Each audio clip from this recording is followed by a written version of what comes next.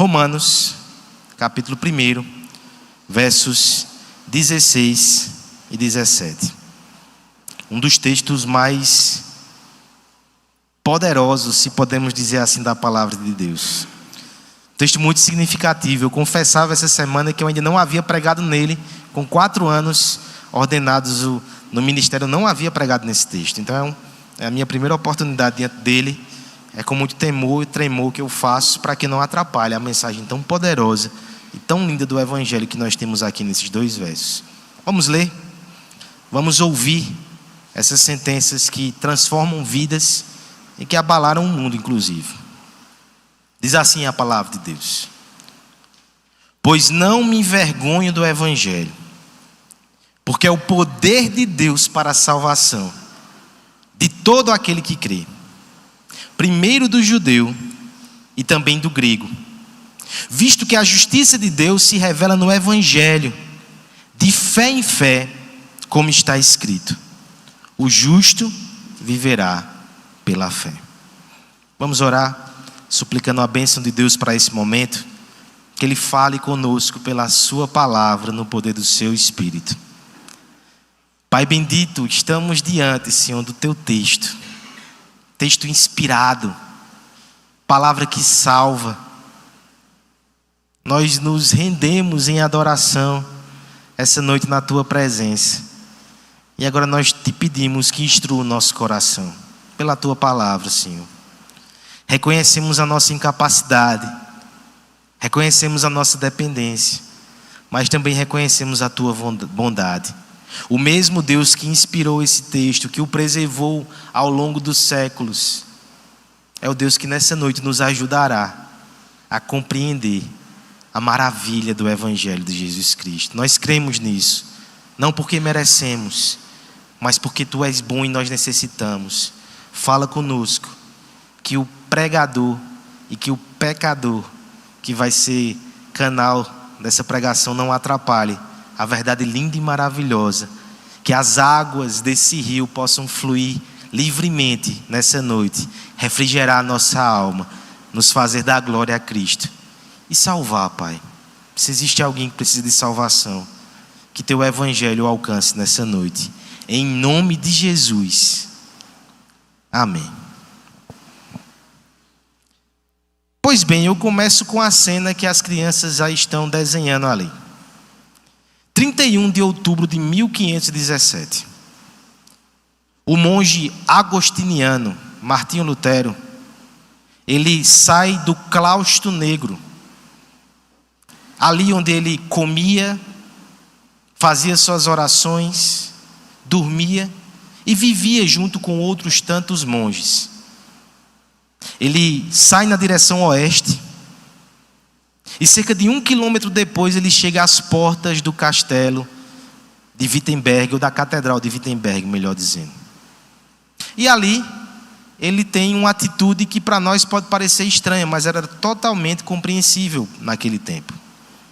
Ele afixa 95 teses nas portas daquele castelo, nas portas daquela catedral, e uma vez que ele faz isso, ele está suscitando um debate público de teologia. Nós não tínhamos redes sociais naquela época. Aquilo seria a forma de convocar uma discussão, um concílio e um embate. Detalhes importantes, tá certo? Ele não procurava de algum modo causar um escândalo, mesmo que Lutero não fosse tão discreto assim. Mas, por exemplo, as suas 95 teses, elas foram escritas em latim, não era a língua comum do povo. Ele queria suscitar um debate acadêmico e teológico. Ele também rogava ao Papa à época, Leão X, que pudesse corrigir-se ou que pudesse entender o que estava acontecendo, na verdade tomar partido por ele.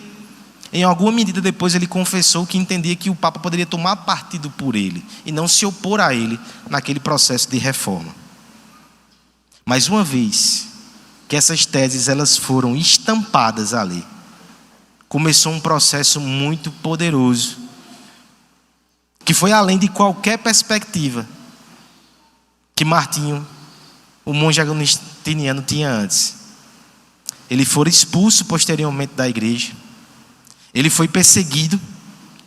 Houve até uma sentença contra ele, né? Ele tornou-se pessoa não grata em todos os territórios ali do império. E diante disso a sua vida mudou. Mas na verdade nós não podemos pegar simplesmente esse evento sem entendê-lo como o culminar de um longo processo.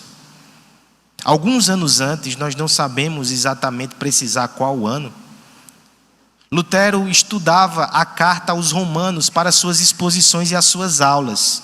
Ele era professor de Bíblia. E uma vez, se deparando com esse texto aqui de Romanos, enfrentando uma angústia tremenda diante dessa passagem, ele teve aquilo que ficou conhecido como experiência da torre. O que foi essa experiência da torre? Lutero descreve com as suas próprias palavras que ao ler Romanos, especialmente o verso 17 do capítulo 1, ele se degladiava com esse termo, justiça de Deus. Porque ao longo de muitos anos ele tentava alcançar o padrão dessa justiça. Ele compreendia a justiça como um atributo de Deus, que é, mas ao mesmo tempo esse atributo era como uma regra moral que ele precisava alcançar para poder ter paz com esse Deus. O monge Lutero era conhecido entre seus pares como alguém muito rígido e que constantemente estava debaixo de penitências. Conta-se que até um daqueles que ouvia a sua confissão certa vez disse: "Tá bom, Lutero, você não precisa estar aqui todo dia confessando os seus pecados." Mas por detrás dessa insistência e dessa tentativa de alcançar o padrão alto da justiça de Deus, o nosso irmão, com a sua habitual sinceridade, ele confessou que odiava essa justiça. Os seus esforços eram sempre insuficientes. A sua alma permanecia constantemente atormentada. Ele não conseguia alcançar o padrão dessa justiça inflexível, perfeita, inalcançável. No entanto, amparando-se ali na tradução e no comentário de um pai da igreja, Agostinho, ele foi iluminado com a seguinte compreensão: a justiça nesse texto aqui é a justiça que Deus dá, não é a justiça que Deus requer. Ele requer de nós justiça, mas Ele também dá justiça. E o texto fala isso, uma justiça que é extrínseca, que é externa, que vem do céu, mas é dada a nós. Esse texto não é condenação, esse texto é salvação. A justiça que os homens não conseguem alcançar, do céu nos alcança e vem até nós em Cristo. O justo viverá pela fé.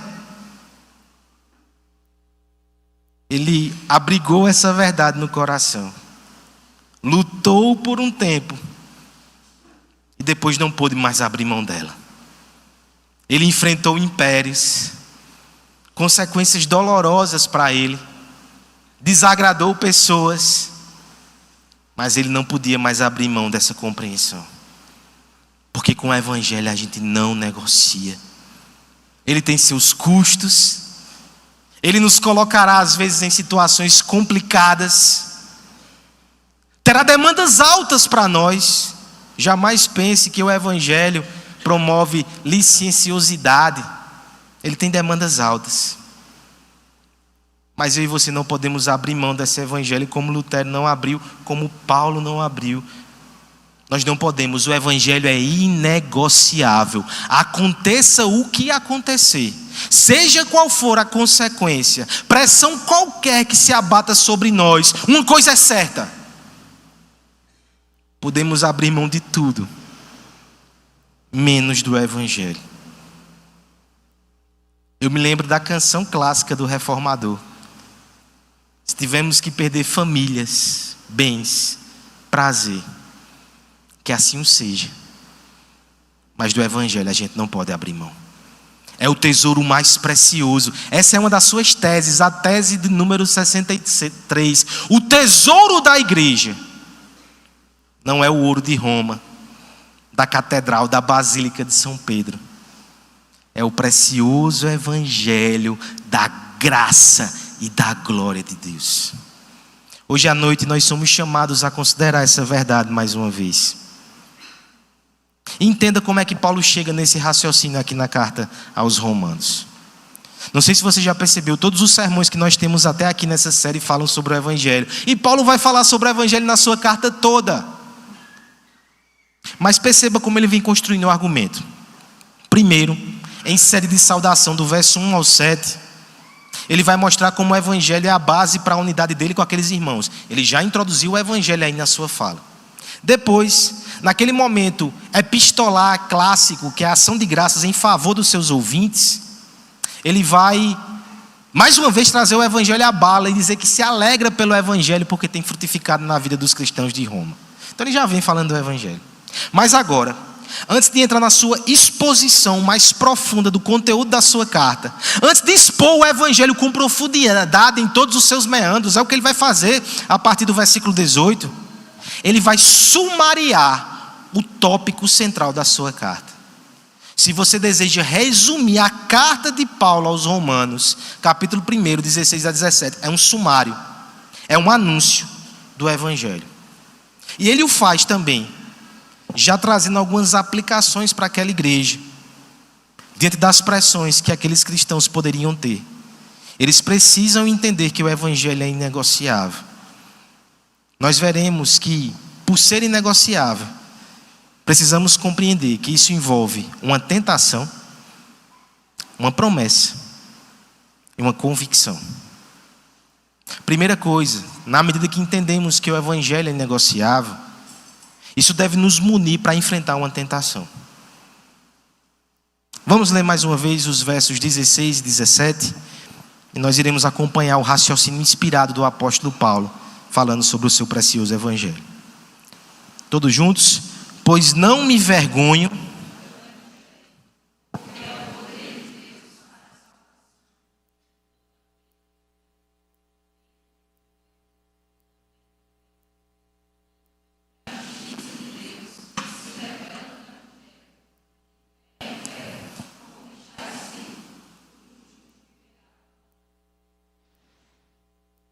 Imagine que você descobriu finalmente a cura de uma doença outrora incurável.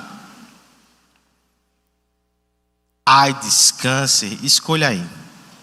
Mas você finalmente descobriu um meio de livrar-se em definitivo desse mal que vitima tantos e assusta a todos os outros.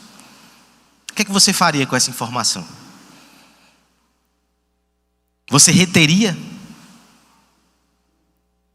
Você se envergonharia dela?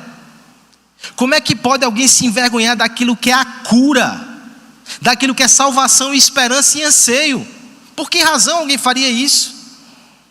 Talvez por crer que as pessoas não dariam, a devida credibilidade a ela. Quem é você para me vir com algo tão mirabolante assim? Talvez isso causasse vergonha, mesmo diante de uma notícia tão maravilhosa. Talvez porque a cura parecesse muito simplória para pessoas que imaginavam coisas mais potentes ou grandiosas. Só isso. Talvez porque a cura de alguma forma causasse incômodo às pessoas, fosse um processo doloroso e humilhante. Por muitos motivos que podemos imaginar, alguém poderia ter uma grande notícia e constranger-se a não compartilhá-la. Isso acontece com o Evangelho, tá certo? É interessante, veja como nós temos aqui uma oposição muito interessante no texto. O verso 15 vai dizer, vimos semana passada: por isso, quanto está em mim, estou pronto a anunciar também o Evangelho a vós outros em Roma. Paulo terminou a sua ação de graça para aqueles irmãos, falando sobre a sua disposição de ir a eles e ali, uma vez entre eles, pregar o Evangelho. Veja, detalhe importante, que vai nos ajudar com a interpretação desse texto. Não somente pregar o Evangelho aos outros de Roma que ainda não o conhecem, mas pregar o Evangelho para eles. É nessa esteira, ou é nesse raciocínio, que nós temos essa explicação. Estou muito desejoso de pregar o Evangelho entre vocês, pois, verso 16, eu não me vergonho do Evangelho. Tá, Paulo, mas para que essa informação tão forte?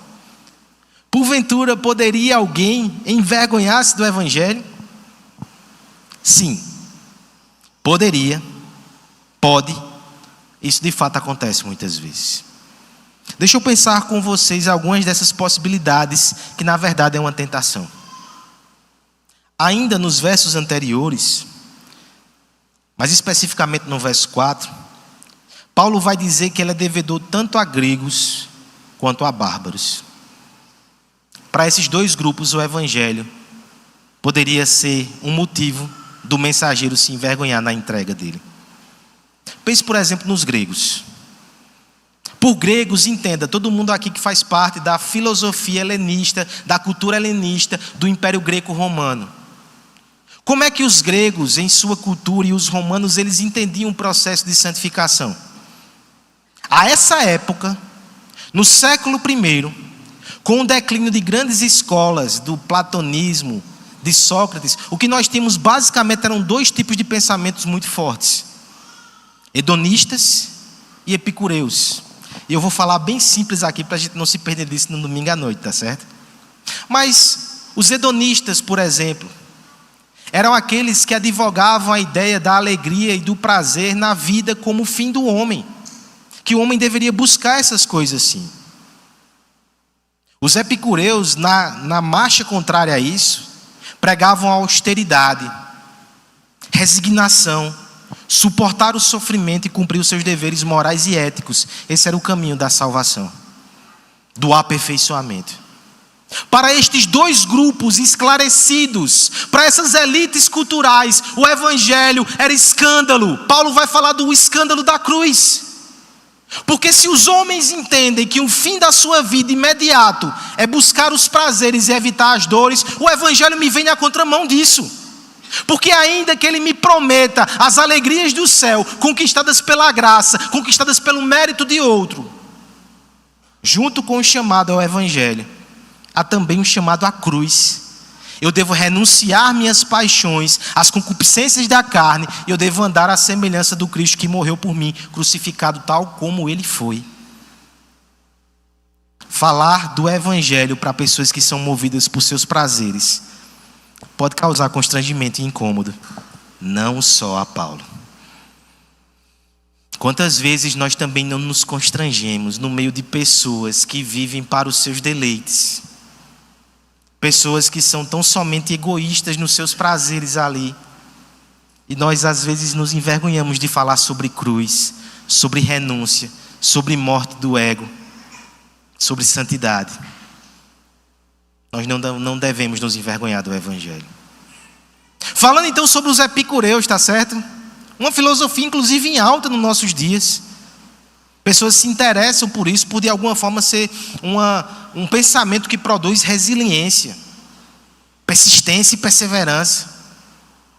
Mas ao mesmo tempo os pensadores aí que seguem Epicuro, eles não deixam de olhar para si mesmo como norte, baliza e esperança de aperfeiçoamento até a salvação. É suportar, é resistir, é cumprir, é fazer. O evangelho vai na contramão de tudo isso. O evangelho diz que não há nada que eu faça. O evangelho diz que eu não consigo, que eu sou um fracasso, que eu estou falido espiritualmente. E é só no momento que eu reconheço isso, a minha insuficiência, que eu estou apto, pronto e preparado para receber da suficiência de Cristo. O evangelho, ele pode envergonhar também, quando você precisa comunicar a pessoas assim, moralistas, religiosos, que creem na capacidade, no potencial humano. Nos envergonhamos às vezes também. Nos constrangemos. Agora veja, isso é só uma parte, tá certo? Pense, por exemplo, nos bárbaros também. Bárbaros aqui é um termo tão amplo, mas se referem a todos aqueles que estavam fora dos muros ali, dos limites do Império Greco-Romano. Podemos pensar em vários povos, mas para todos os povos o evangelho ainda poderia ser fonte de escândalo. Deixa eu pegar só um exemplo aí, também é algo cultural muito em voga. Tem séries e filmes sobre isso e talvez seja algo que eu possa acessar aí no seu conhecimento prévio. Pense nos povos escandinavos, nos vikings de forma geral. Como eles desprezavam a mensagem do Evangelho, porque pressupunha fraqueza. Pessoas que renunciavam, pessoas que se doavam, se entregavam e morriam por sua fé e não viviam com a espada nos punhos, pelo menos não àquela altura. É uma mensagem que ela nos convida à fraqueza, tal como Cristo, e não à vitória e o triunfo por nosso esforço, nossas capacidades, nosso poderio militar e bélico. Enfim, nós poderíamos aqui desenvolver muito mais, mas eu creio que a verdade, ela já está muito clara. O Evangelho é escândalo. Não só no tempo de Paulo, não só nos dias de Agostinho ou de Lutero, nos dias de Ítalo, Yuri e de Carol também. Nos dias de Arthur e de Inês. Eu me lembro que, acho que já citei essa situação. Alguns anos atrás, evangelizando um colega de trabalho. Um cara muito bom. Mas tão bom que tinha dificuldade com o evangelho. Por isso não era bom. Falando sobre a obra de Cristo e a salvação, ele me confessou um incômodo que às vezes nós temos e nós não confessamos. Eu tenho dificuldade com essa mensagem. É bom demais para ser verdade.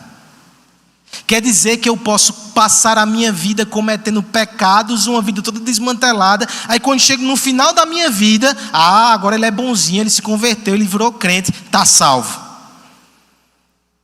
Meus irmãos, é um exemplo bíblico para nos dizer que isso pode acontecer. O ladrão da cruz. É o escândalo do evangelho, né? Mas eu me lembro também de um bispo do passado, J. Serralho, dizia: há um exemplo bíblico para que tenhamos esperança até os últimos segundos da conversão dos nossos queridos.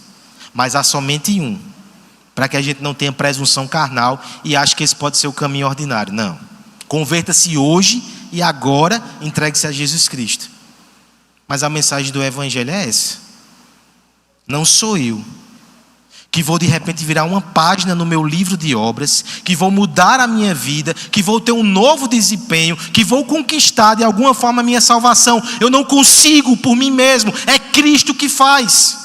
Esse é o evangelho com todo o seu escândalo. Essa é a fraqueza que salva, essa é a loucura da cruz. E a igreja não pode se envergonhar dessa mensagem. Ela é inegociável. O mundo não entenda, o mundo rejeite, outras religiões desprezem, as filosofias do mundo façam um pouco e desprezem a nossa pregação. Sejamos tidos como tolos, incultos, incautos, simplórios. Que seja, a cruz de Cristo é a nossa alegria, a nossa salvação. Nós iremos morrer abraçados nelas, porque só nela há salvação.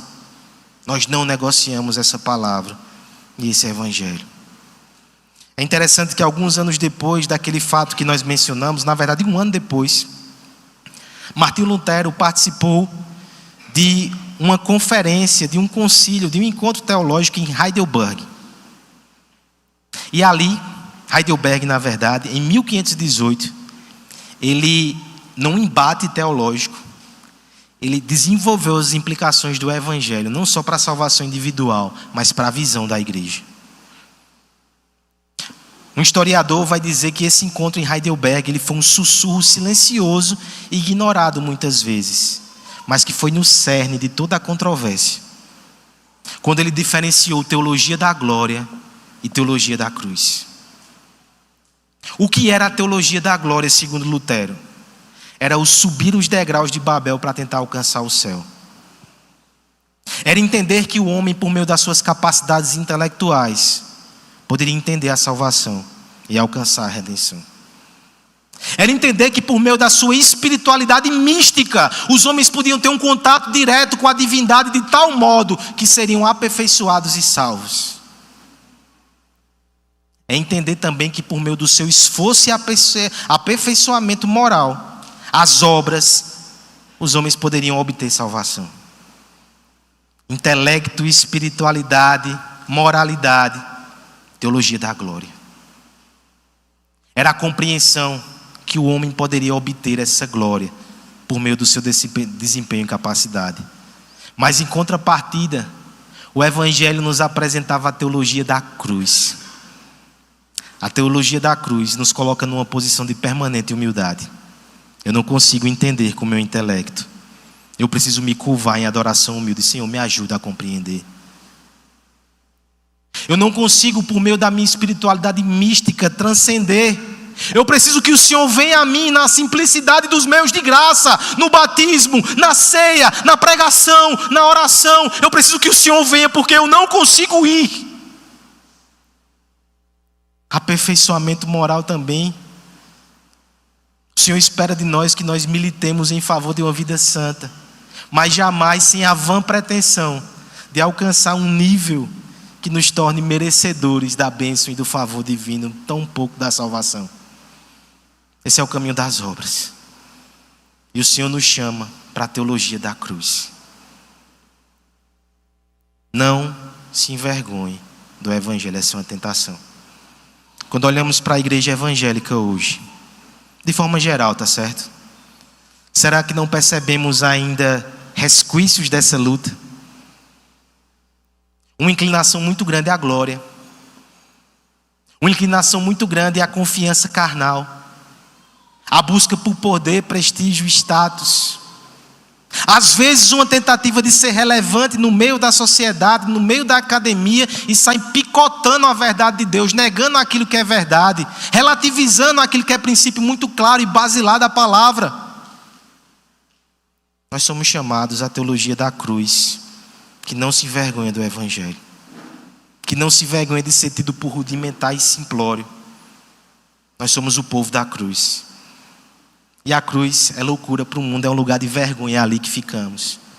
Quando somos desprezados, menosprezados, vilipendiados, nós estamos mais perto do nosso Cristo, que passou por tudo isso em nosso favor. Lugar perigoso, é um lugar de prestígio, exaltação. Não foi para ali que Cristo foi. Deixe a cruz, que é onde a igreja de Jesus, ela fica mais perto do seu Senhor. Que reconheçamos nessa noite, portanto, essa tentação. E não nos envergonhemos do Evangelho. Porque ele é o poder de Deus para a salvação. Eu quero falar sobre essa promessa agora, no segundo momento. Vamos ler mais uma vez o texto.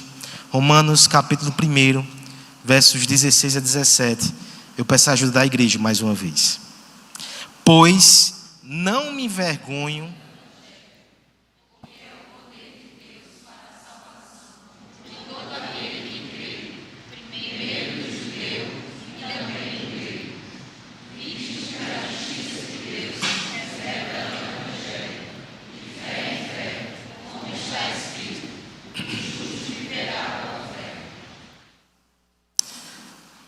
Os jovens da EBD, já aproveito para fazer essa propaganda aqui, né? Estão tendo um estudo muito profundo sobre cosmovisão, sobre neocalvinismo. E aí depois da aula, geralmente Letícia chega fervilhando com alguns comentários. Tem sido um tempo muito proveitoso. Está no começo, dá para você participar ainda, tá certo? Estão estudando calvinismo de Abraham Kuyper. E hoje, assentando as bases de uma cosmovisão ali, o presbítero André fez um comentário que ela trouxe para mim, que tem tudo a ver com o nosso texto aqui. A igreja que não nos prepara para o céu, ela não tem serventia. Ela não é útil, saudável, nem bíblica. Essa reflexão é tão importante, irmãos, porque existem muitas igrejas que estão nos preparando somente para a terra. São igrejas que insistem, de repente, em uma espiritualidade que é útil somente para esse lugar aqui. E não que a nossa espiritualidade não tenha utilidade aqui, não deva ter. Mas se os nossos olhos estão fitos somente aqui e agora, em que nos diferenciamos do materialismo que não pensa no céu e na eternidade? A nossa fé, ela é acima de tudo válida, útil e preciosa. Porque ela tem uma serventia eterna. Ela nos prepara para morar com Cristo por toda a eternidade. Anseio de salvação. Era algo muito presente nos dias, por exemplo, de Lutero. Os homens viviam assombrados com essa questão. Talvez hoje isso seja uma reflexão mais distante. Nos leitos de hospital, nos momentos de severa aflição com a alma, talvez pensemos nisso. Para onde eu vou? Qual será o meu destino depois que eu partir daqui?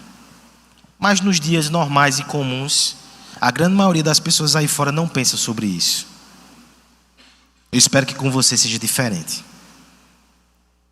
Porque se você medita sobre essas coisas, você vai entender o valor dessa promessa. A promessa do verso 16. Pois não me envergonho do evangelho. E o que faz o evangelho ser deleitável aos nossos olhos? Tim Keller vai dizer que o oposto de não se envergonhar do evangelho não é meramente consentir com o evangelho. Isso não captura toda a intensidade do contraste dos opostos. Se eu não me envergonho de algo, qual é o oposto, o extremo oposto disso? Eu me orgulho e o compartilho. O evangelho torna-se não vergonha, mas alegria entusiasmada que eu preciso contar para todo mundo. E por que esse é o efeito no coração de Paulo?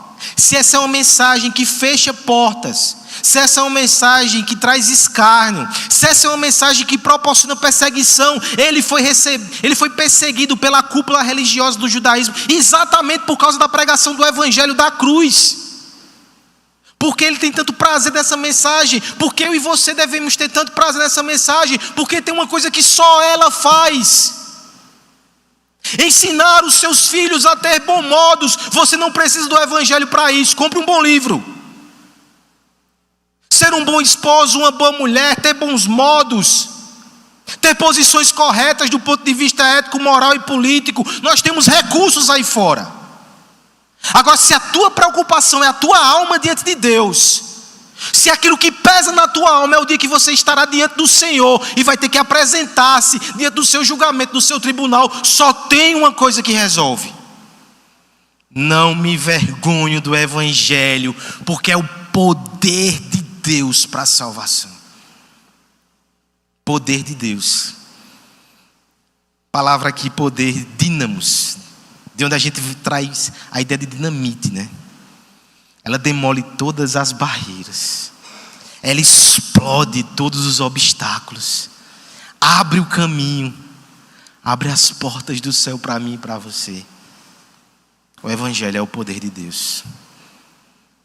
Às vezes o poder de Deus ele é procurado em milagres, em sinais, em demonstrações.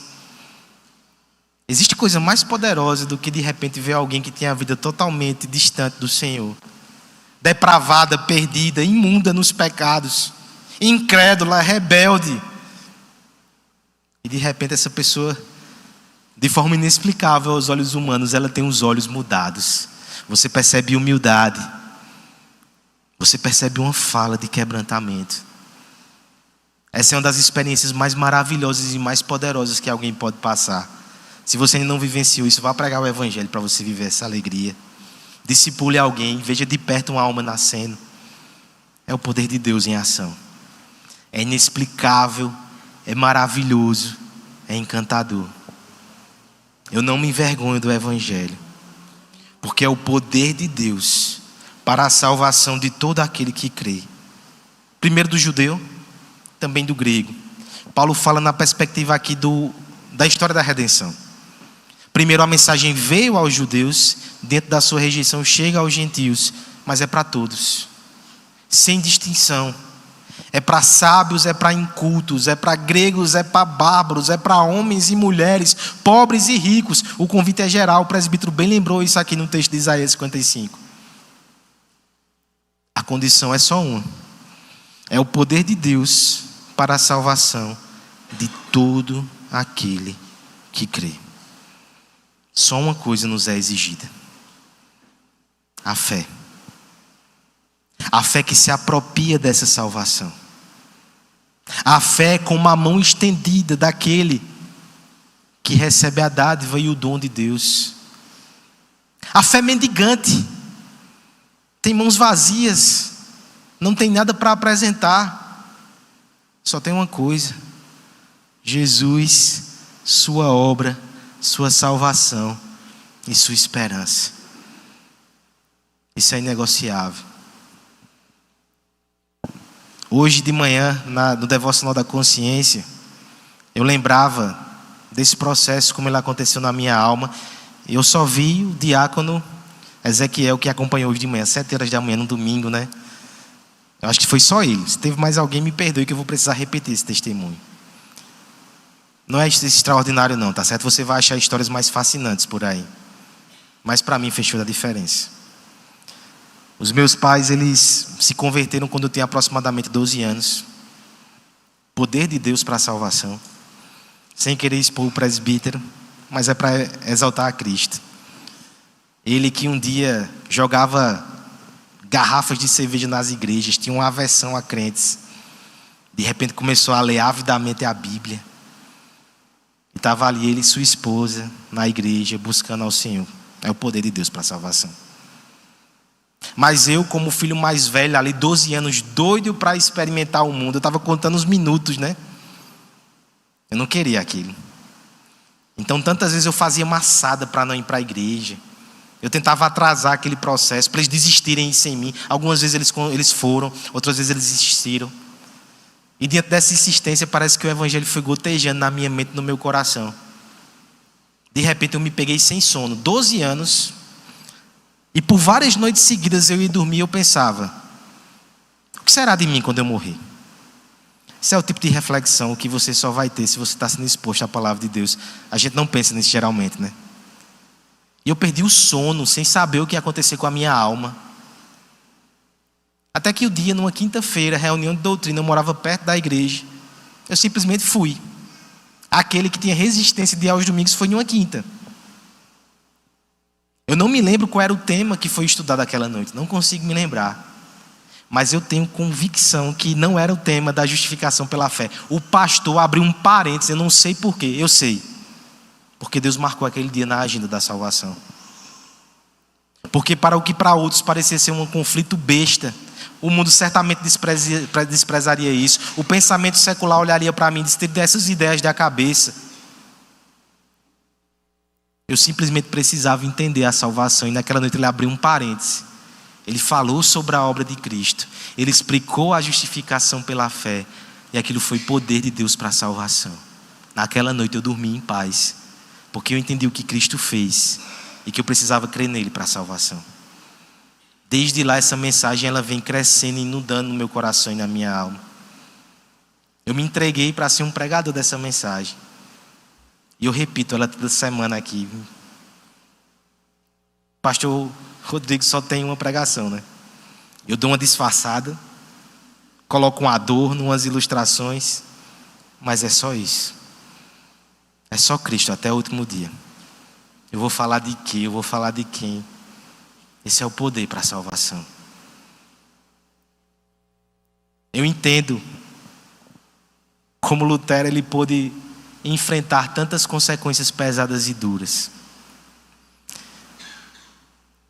Depois de alguns anos, 4 anos de ter afixado as teses, ele foi chamado para participar da dieta de Worms. E uma vez estando ali, diante de representantes do próprio Papa Leão X, ele proferiu aquela mensagem assim, né?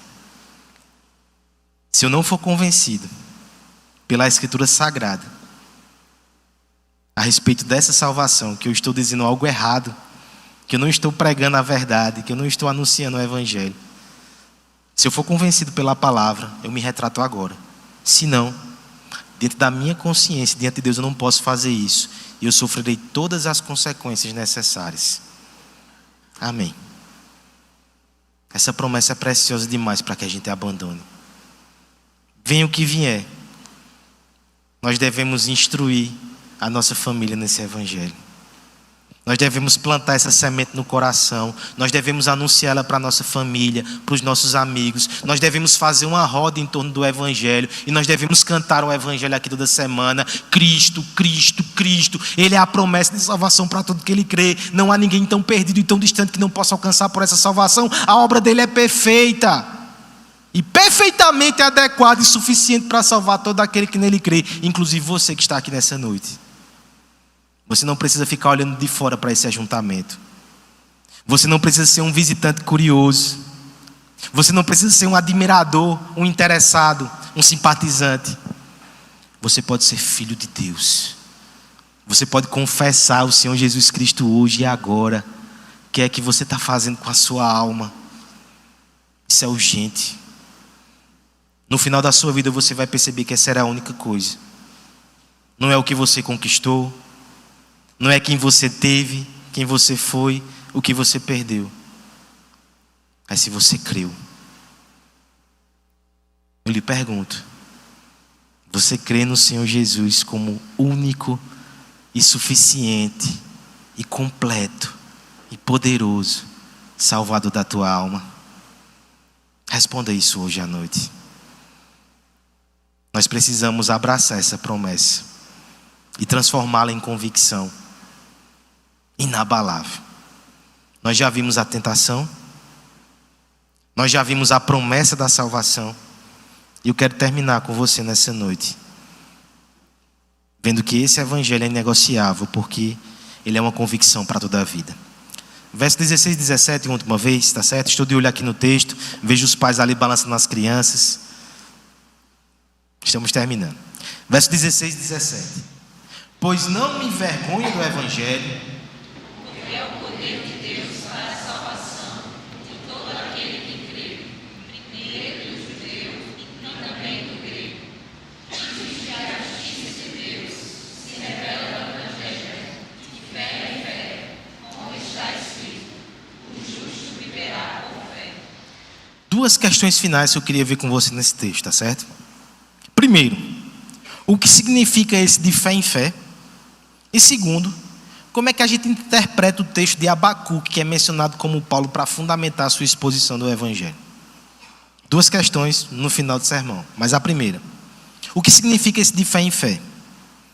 Nós temos muita discussão aqui dos estudiosos, das análises aqui dos termos e das possibilidades gramaticais. Há quem diga, por exemplo, que seria de fé para fé, essa seria a ideia, né? Fé, do ponto de vista de Deus, seria a ideia de fidelidade, é uma possível tradução também, lexical. Seria a ideia de que por causa da fidelidade de Deus nós temos fé, tudo bem, seria uma estrutura que está alinhada com o evangelho. Outros vão dizer que de fé em fé é como essa fé chega a nós. De fé em fé falaria da propagação do evangelho. É possível entender assim também. Mas eu vou logo para a explicação que para mim ela é mais adequada ao texto de forma geral e à interpretação de Abacuque que Paulo vai sacar aqui. De fé em fé diz respeito a um progresso, uma continuidade e uma permanência. Outras passagens Paulo vai dizer que a vida cristã é de fé em fé, de glória em glória. Isso indica um movimento, né? A salvação é pela fé, mas não uma fé estática, pontual, isolada, ocasional. É uma fé que permanece, é uma fé que avança e uma fé que nos segue a vida toda. Veja como isso tem muito mais a ver com o uso do apóstolo aqui, do texto de Abacuque. Para alguns parece que ele sacou esse preceito do Antigo Testamento, não se importou com o contexto, usou a formulação e apresentou como embasamento. Mas esse não é o uso que o apóstolo costuma fazer do texto sagrado. Como é que nós chegamos a essa afirmação aqui no profeta Abacuque? Eu vou dar um panorama bem rápido do texto do profeta. O profeta Abacuque, ele vive ali num período em que Jerusalém está sendo acossada. Judá está sofrendo. E ele vai subir até a torre e vai inquirir Deus explicações. Senhor, há muita injustiça, há muita maldade, há muito pecado. O que é que está acontecendo? O Senhor não vai tomar providência? Aí a primeira resposta que Deus dá a Abacuque, eu vou dizer, vou tomar sim. Eu vou chamar os caldeus para invadir. E eles serão usados como vara de disciplina. E esse povo vai se arrepender dos pecados. Eita, resposta boa, né? Abacuque se aperreia. Senhor, como tu vai fazer isso? Vai usar esses homens malignos para causar mal ao teu povo, para assim nos corrigir? Não, Senhor, não faça isso não. É no contexto dessa segunda resposta que o nosso Deus, ele fala para Abacuque segurar, aguentar a sua obra que ele vai fazer de purificação no meio do povo. Ele vai dizer, no meio de muita injustiça, de severa disciplina, de angustiante provação, o justo vai viver pela fé. É a fé que te faz pertencer à aliança de salvação e ao povo de Deus, Abacuque. É a fé que vai te sustentar no momento mais escuro da tua existência. É a fé que não vai te fazer sucumbir. É a fé na promessa. É a fé na palavra. É a fé no Deus gracioso. E agora, mais clarificado pelo apóstolo Paulo, é a fé no evangelho. De fé em fé. É fé do começo até o final. É fé ontem, fé hoje, fé amanhã. É crer no evangelho até o último segundo. Em qualquer circunstância, em qualquer situação. É apegar-se a essa verdade e não soltar ela nunca mais. Que os reinos desabem, que o chão sobre os nossos pés, ele se abra, que o céu desabe sobre as nossas cabeças, ainda que tenhamos que perder famílias, bens, prazer, do evangelho a gente não solta. Olha como é interessante essa perspectiva. Paulo vai explicar justamente o evangelho para aquela igreja, e Paulo vai pregar para ela. Nos escapa muitas vezes essa dimensão de interpretação. Me escapou vezes sem fim. Como é importante a gente sair expondo em sequência o texto. Porque de imediato a questão que é levantada aqui no verso 15 é que ele vai pregar o evangelho para a igreja. Nos dias de hoje muitos diriam: Paulo, que é desnecessário, vá pregar o evangelho para os não crentes, rapaz. Para a igreja você não precisa pregar não. Ele anuncia no verso 15: estou pronto para ir pregar o evangelho para vocês. E o que é que Paulo faz nessa carta se não pregar o evangelho?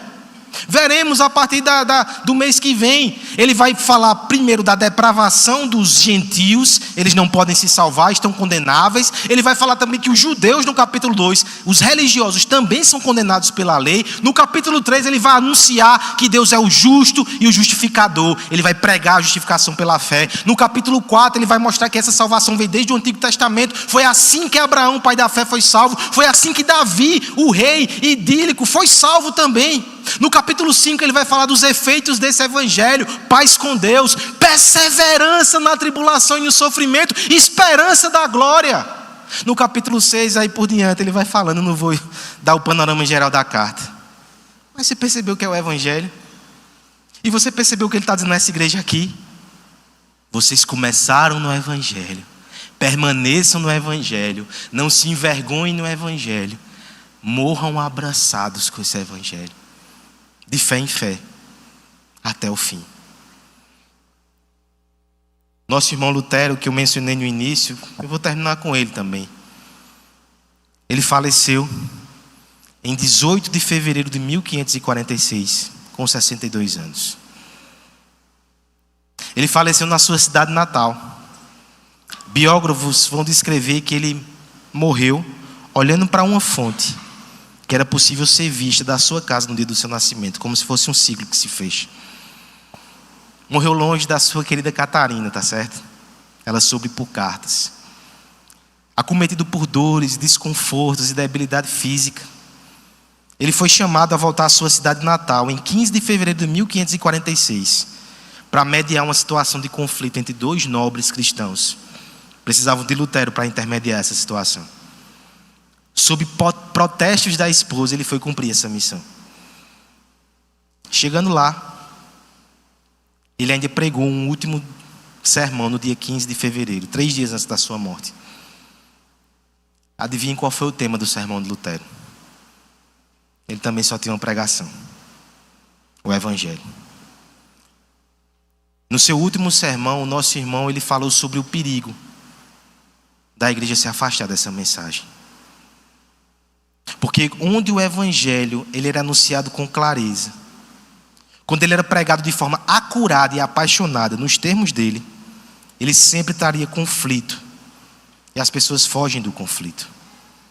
Ele temia que essa geração, a próxima, diluísse, disfarçasse e escondesse a mensagem do evangelho. Às vezes a gente entra numa igreja evangélica e a gente ouve tudo menos o evangelho. Está diluído, está disfarçado, está escondido. Lutero terminou o seu último sermão antes de partir para a glória, à semelhança do apóstolo Paulo, conclamando à igreja que não se envergonhasse do evangelho. 3 dias depois, no seu leito de morte, o seu amigo Justo Jonas perguntou a Lutero: você quer morrer firme em Cristo e na doutrina que ensinou? Ele respondeu sim. E proferiu aquelas que foram as suas últimas palavras: Somos todos mendigos. Essa é a verdade. Não temos nada. Não merecemos nada, a não ser a condenação. Mas receberemos tudo por causa de Jesus. Somos todos mendigos. E Ele é o Salvador glorificado e exaltado. Não tínhamos esperança no mundo, estávamos distantes da promessa. Mas Ele é o Salvador misericordioso que nos alcançou. Eu não posso me envergonhar desse Evangelho. Você não pode se envergonhar desse Evangelho. Morra abraçado com Ele. E viva confiando nele. Quero te convidar nessa noite a ir mais uma vez a Cristo e ao seu Evangelho. Quebrantado, confiante, penitente, mas também apaixonado pela mensagem da cruz.